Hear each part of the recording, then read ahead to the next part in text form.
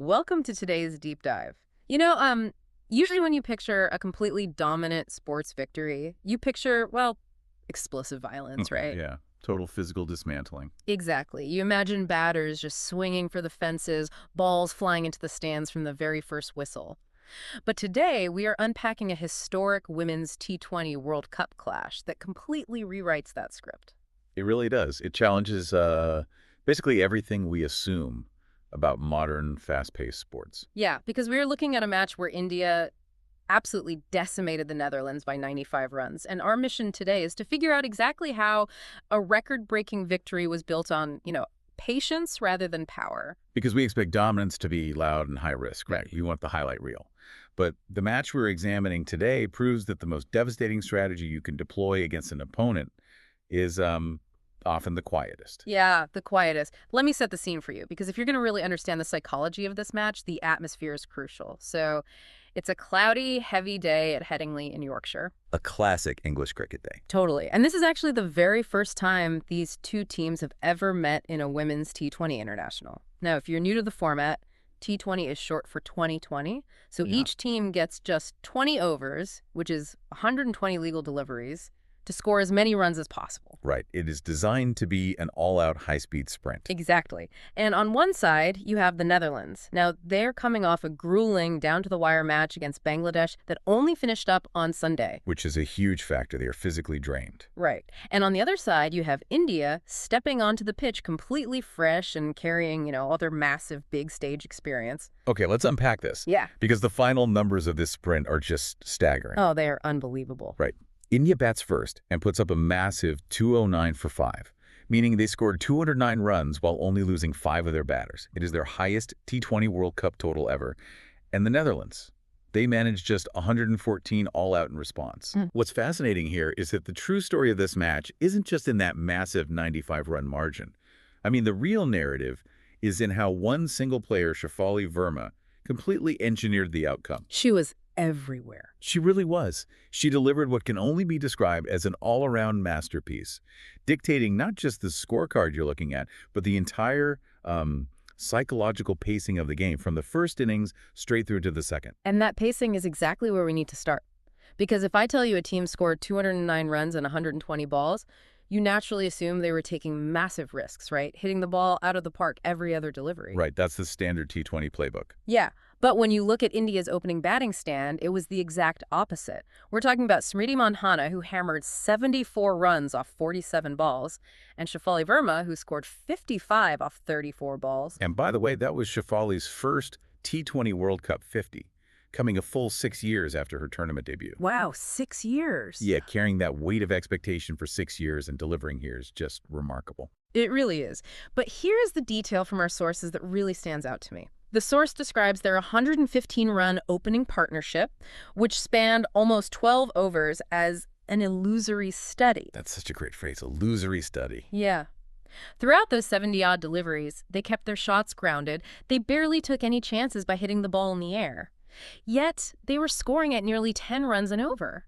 It's like watching a race car driver lap the entire field while strictly obeying the speed limit. Exactly, yeah. But I have to push back on this. How is it mathematically and physically possible to score 10 runs and over in a T20 match without taking those big aerial high-risk shots? I mean, it doesn't compute. It is a brilliant paradox, honestly, and it comes down to the underlying mechanics of cricket geometry and pressure. Okay, geometry. Break that down for me. Well, when you hit the ball in the air, you are trading the safety of your wicket for the potential of 6 runs. It's a gamble. But what Mandhana and Shafali did was they weaponized precision. In the first 6 overs of a T20 match, which is known as the power play, only 2 fielders are allowed outside the inner circle. Oh, right. So the outfield is mostly empty. Precisely. By perfectly timing grounded shots, Mandhana and Shafali were simply piercing the infielders, exploiting those massive gaps. A ball hit along the ground to the boundary rope is mathematically the most efficient shot in the game. Because it yields 4 runs with 0 risk of being caught out. Exactly. You get the reward without giving the bowler a lottery ticket. You're just threading the needle over and over. Yeah, and when you do that consistently, it creates this relentless, suffocating scoreboard pressure. The bowler realizes that, hey, Even my good deliveries are being calmly neutralized and sent to the boundary, and the batters aren't even breaking a sweat. So it creates an illusion that the batters are invincible. Right. And in sports, when you impose that kind of constant low-risk pressure, it ultimately forces the defending side to break first. They start trying too hard, they alter their structural plans, and the unforced errors just begin to snowball. And that scoreboard pressure causally translates into physical mistakes. Which brings us to the fielding breakdown of the Netherlands. Because it wasn't just that India was batting brilliantly. The pressure actively degraded the Dutch defense. It really fell apart. Let's look at Murf van den Rad's over. So in cricket, an over is supposed to be Sir's legal deliveries. But if you bowl wide of the batter or overstep the line, it's an illegal delivery, an extra, and you have to bowl it again. Right. Van den Rad bowled a 12-ball over. She had to walk back to her mark 12 times because she gave up 7 runs strictly off extras, mostly sliding down the leg side of the batter. I mean, the psychological weight of walking back to your mark 12 times in a single over is crushing. Your legs must feel like lead. Oh, for sure. But there's a crucial nuance in the source material here that we really need to highlight. When she wasn't spraying the ball wide down the leg side, she was actually pitching it in a really good length area. Meaning what, exactly? Meaning the ball was bouncing at a distance that makes it very difficult for the batter to decide whether to step forward or back. In fact, despite bowling 12 deliveries, she only gave up 11 runs in that entire over. Wait, that is wild to think about. It means the mechanics of her actual bowling when it was on target were highly effective. Yes, but the margin for error was completely gone under the pressure. And it wasn't an isolated incident either. The Netherlands conceded 16 extras overall. Then, the cascade of dropped catches started. Shafali was dropped at the cover position in the 11th over, right before she hit her 50. Which is a huge moment to drop her. Huge. And here's where it gets really interesting. Because the 17th over is just a chaotic sequence of unforced errors. India is at 162 for 3. The Netherlands had actually managed a mini comeback, right? Yeah, they had a brief window of hope. Caroline Delange had removed Mandhana. Van den Rad got Jemima Rodriguez to edge behind on a scoop shot where the batter tries to flick it over their own shoulder. So you think, okay, the Dutch are fighting back. Right, they're building momentum. Yeah. But then, India's Richa Ghosh bunts an edge up in the air. Phoebe Mulkenbohr is sprinting in from cover, gets right next to the stumps, and just drops it. It was a difficult chance, but, one you expect an international player to take. But the drop isn't even the worst part. On that exact same play, the batters try to sneak a run. There's a run-out opportunity at the non-striker's end, but they completely miss it because absolutely no fielder was backing up the stumps. Yeah, that was glaring. For you listening, backing up the stumps means if a fielder throws the ball at the wickets and misses, another fielder needs to be standing behind the wickets to catch it.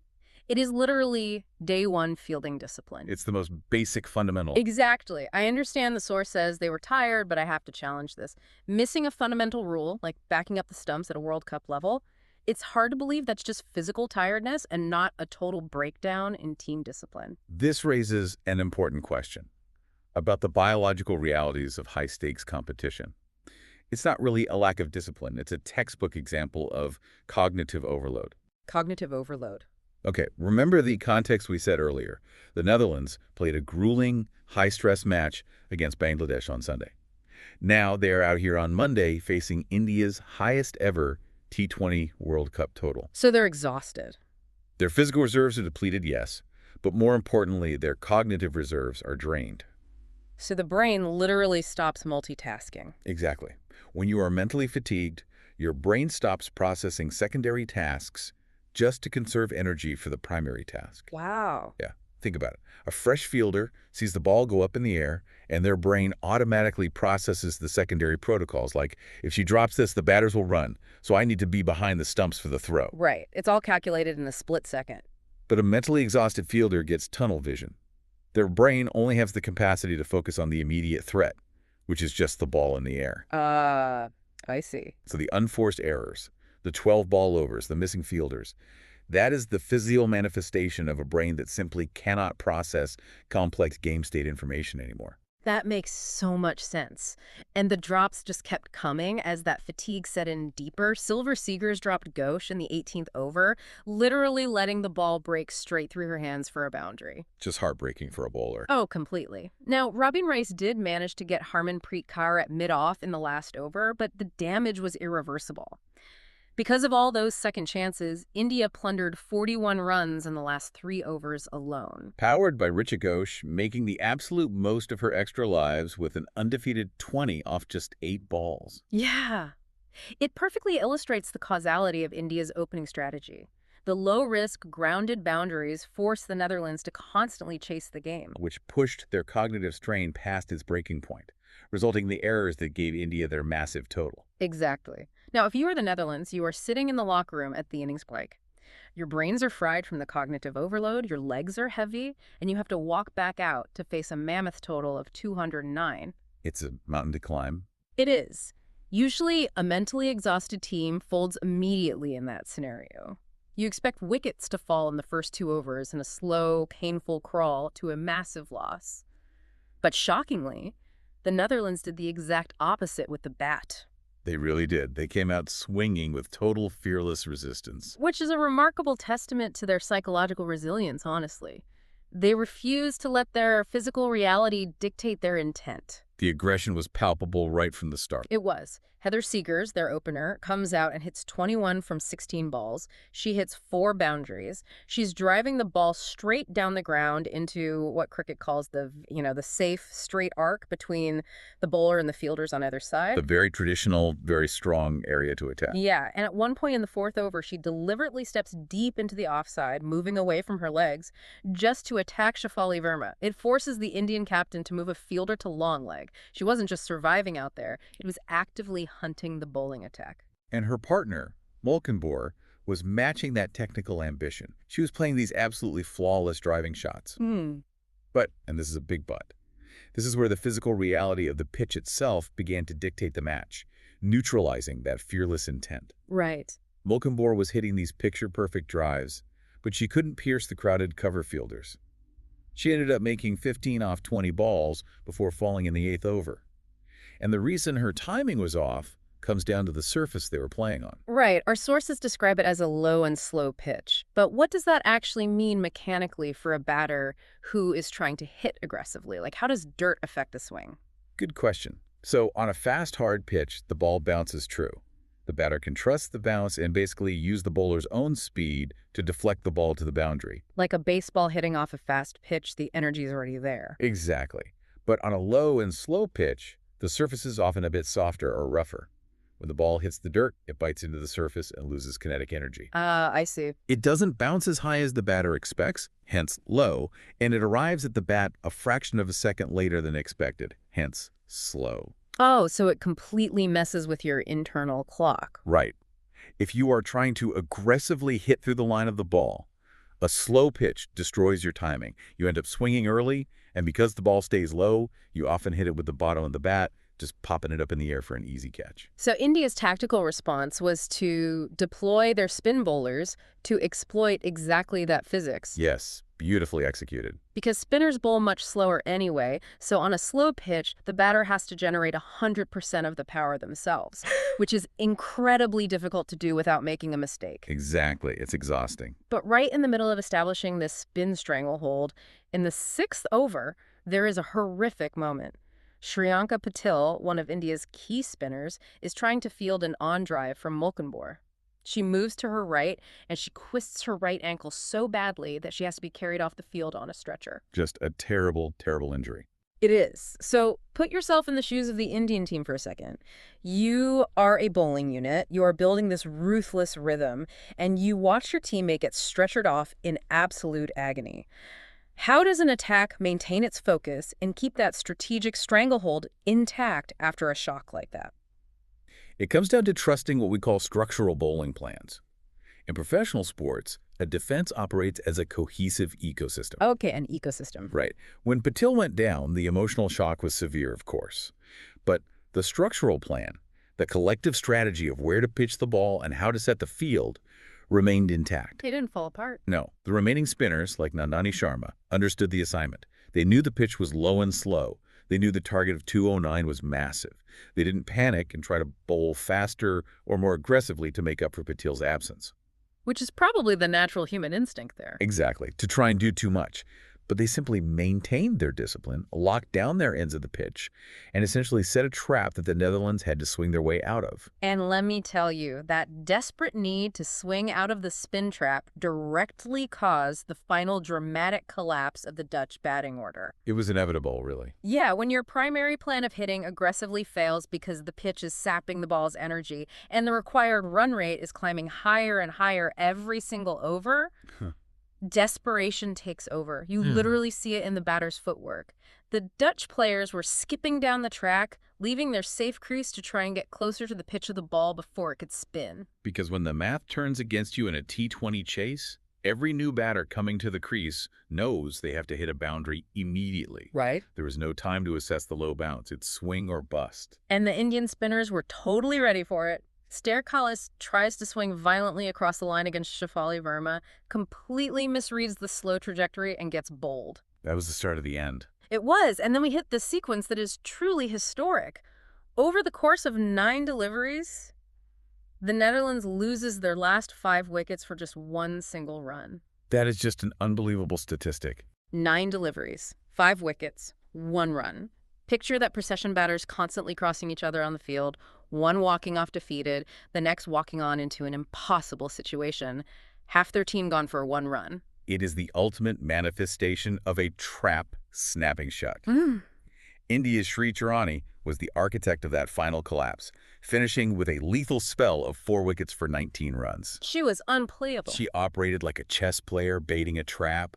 She knew the Dutch batters were desperate, so she deliberately bowled lines and lengths that invited the big, expansive sweep shots, because she knew the slow pitch would cause them to mistime it. And we saw exactly that. She gets Iris Willing caught when Willing tries a massive slog sweep. She traps Rabina Pelbro, meaning the ball deceived her so much it hit her leg, and the umpire ruled it would have gone on to hit the stumps. Right. Then Frederik Overdijk just hits it out of desperation and gets caught at long on.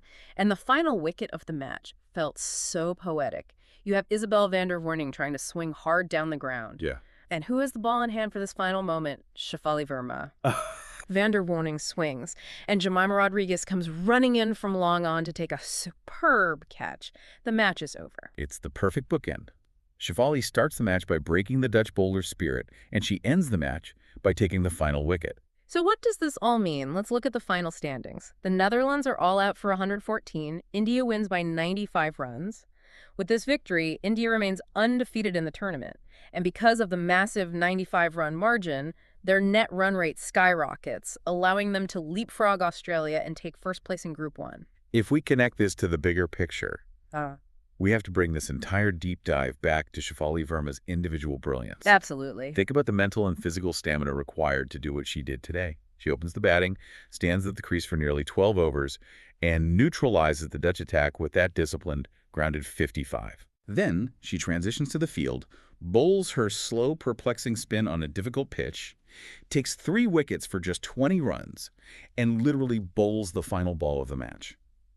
It is incredibly rare to see one player dictate the psychological pace of the first innings with the bat and then physically dismantle the opposition in the second innings with the ball. It's an absolute masterclass in game management. So for you listening right now, whether you are prepping for a high-stakes meeting or stepping onto a field yourself, there is a core takeaway here. We often assume that true dominance requires explosive, high-risk power. Right. We want the big swings. Yeah. But what India showed us today is that dominance is actually about disciplined execution. It's about the ability to score efficiently while keeping your risk mathematically at 0. And perhaps most importantly, it's about recognizing and capitalizing on your opponent's cognitive fatigue. Because eventually everyone gets tired. Exactly. Forcing unforced errors by applying relentless, suffocating pressure is a far more devastating and reliable strategy than just swinging for the fences. And that leads to a fascinating hypothetical to leave you with. Consider this. The Netherlands' fearless approach to batting in that second innings was unquestionable. They stepped deep into the crease, they attacked the Vs, they refused to back down from a record-breaking total. They were brave, no doubt. But if they hadn't been physically and mentally drained by that grueling Sunday match against Bangladesh, Could their aggressive down-the-track batting have actually exposed a vulnerability in India's low and slow spin strategy? Oh, wow. Yeah. It makes you wonder how much of sports history is dictated not necessarily by who had the better strategy on the day, but simply by who had the better rest. What an incredible thought to mull over, the invisible margins of history. Well, thank you so much for joining us for this deep dive. We've loved unpacking the mechanics of this historic match with you, and we will catch you on the next one.